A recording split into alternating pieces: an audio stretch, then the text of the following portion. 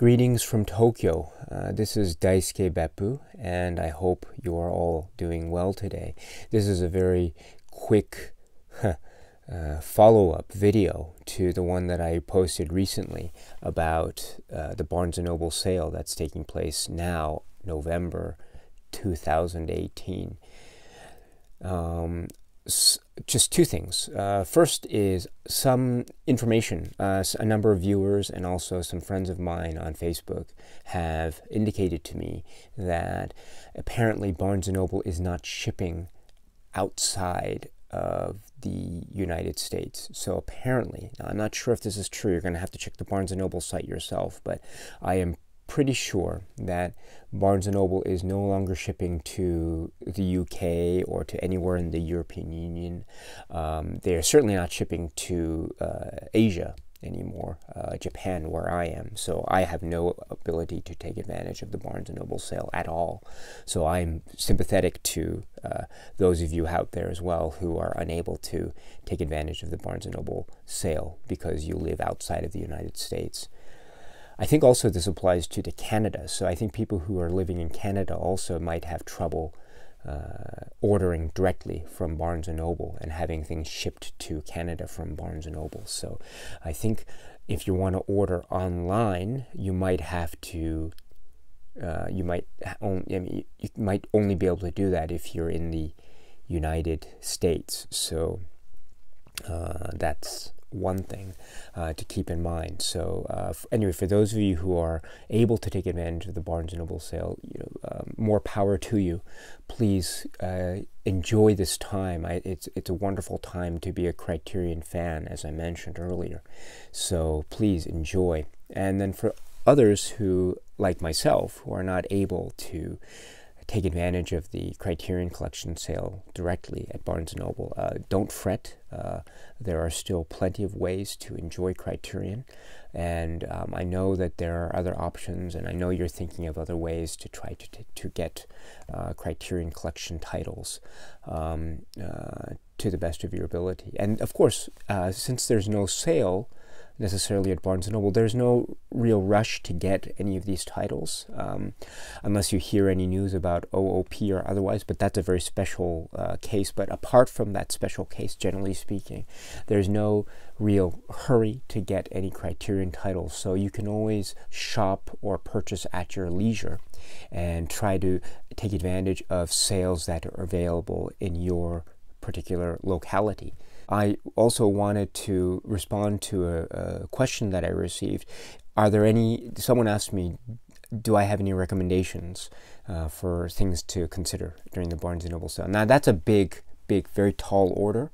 So, but let me just share with you a brief overview of some titles that I think might be worth your consideration. The first one is this, which is the Martin Scorsese World Cinema Project Volume 2. Now, this is Volume 2, or Number 2, I should say. Number 1 is also a gem, but Number 2 is, for me, dynamite. It is absolute cinematic gold, or, the equivalent of Mount Everest. I think every film in here is a gem, every film in here is a surprise, and it's a box set, so it's very expensive. So this is something that is ideal when considering what to get during the Criterion Collection Barnes & Noble sale. You're getting a huge set at half off, my goodness. Sure. The Abu Trilogy, this is a set as well, so you're getting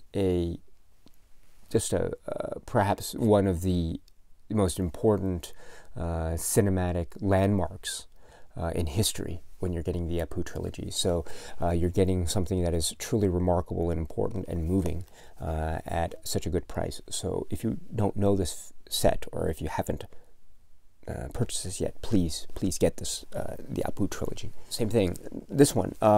This is a DVD set, so this, I'm not sure if this is going to turn people off, but if you are okay with DVD, please consider the Paul Robeson Portraits of the Artist set. This is a remarkable, truly kind of I've learned so much from this, just watching this set, and are the supplements and the films in the set. So, and the book as well. So please consider this set as well. I hope it's still available. You know, I've heard, I haven't heard anything about it being out of print, but if it's still in print, please consider this, the DVD set. Next is Eclipse. You should consider getting the Eclipse sets. They are really wonderful. They're some of the films are kind of quirky and a little bit maybe obscure, perhaps, but overall they are great, and any Eclipse set is worth it, especially now considering Filmstruck is going to be leaving. So maybe some of these films that you might have been able to see on Filmstruck, you might not be able to unless you get the Eclipse sets, at least for the time being. So any Eclipse set is highly recommended. But if I were to choose just a handful, really briefly, so here's the Basil Dearden's London Underground set. Fantastic, fantastic. Next is Larissa Shepitko's double set here. So this has Wings in the Ascent. I haven't spoken about the Eclipse sets in detail yet, but if I were to, I think this would go into if I were to make a top favorites Eclipse sets list, this would probably fall in the top 5 for me. So surprising and so powerful. This set, this is Eclipse series number 11. I haven't spoken about Naruse very much, Mikio Naruse, but the films of Naruse are quite important to me, and I think of the classic Japanese film directors, Mizoguchi, Ozu, Kurosawa. I think for me, Naruse's works are the ones that I connect to more than anything else.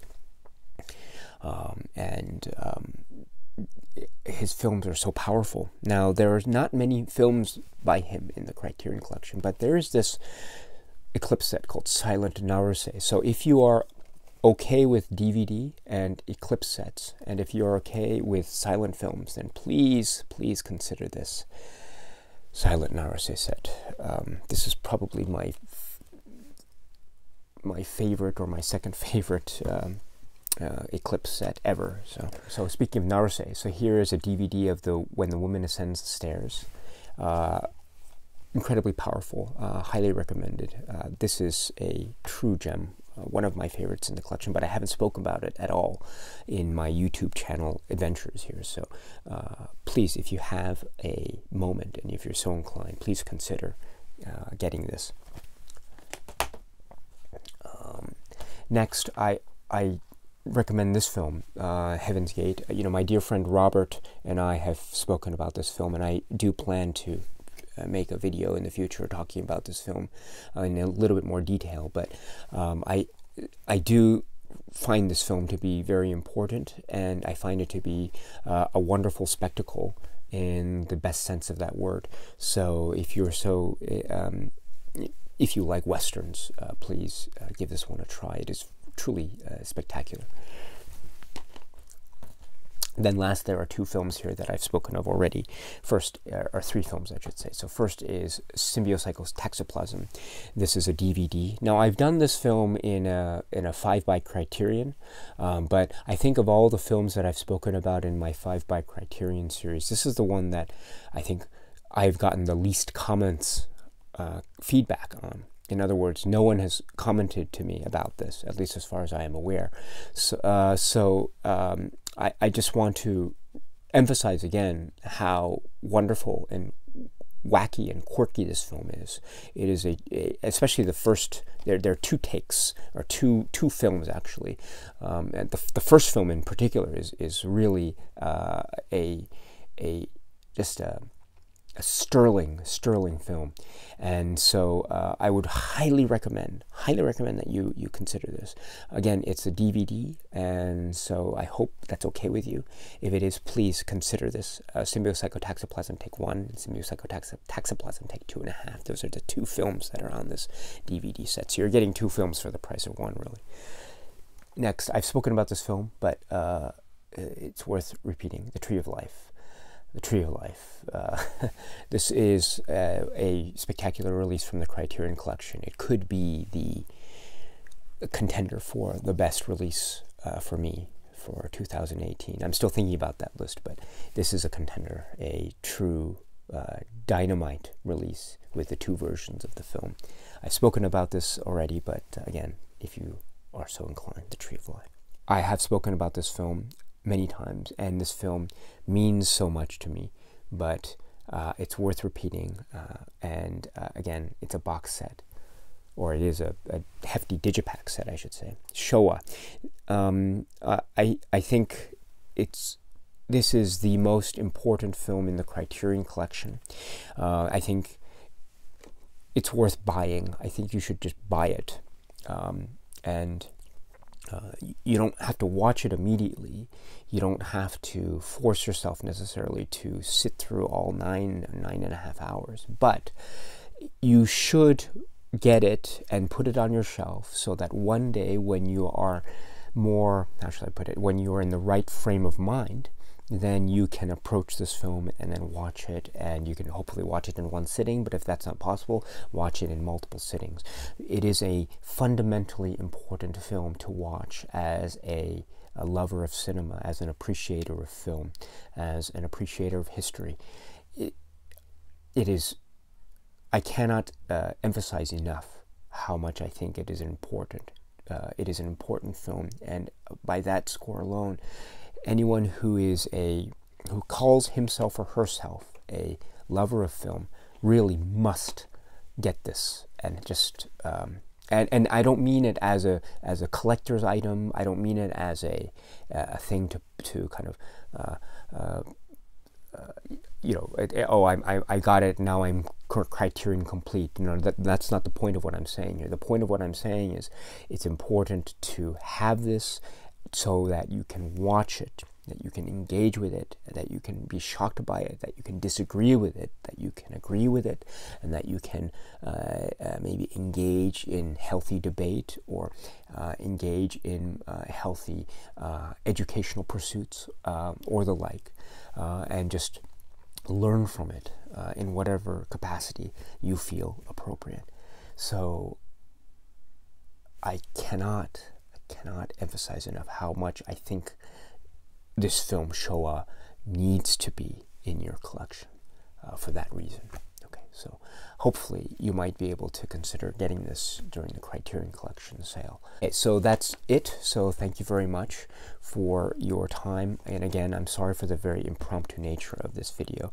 I just wanted to respond really quickly to some comments that I have been receiving. So anyway, my friends, I hope you're well, and please be happy and healthy, and keep watching lots of films. Anyway, I'm off, and just to enjoy the Saturday morning with my family. So until we meet again, my friends, take care. Cheers.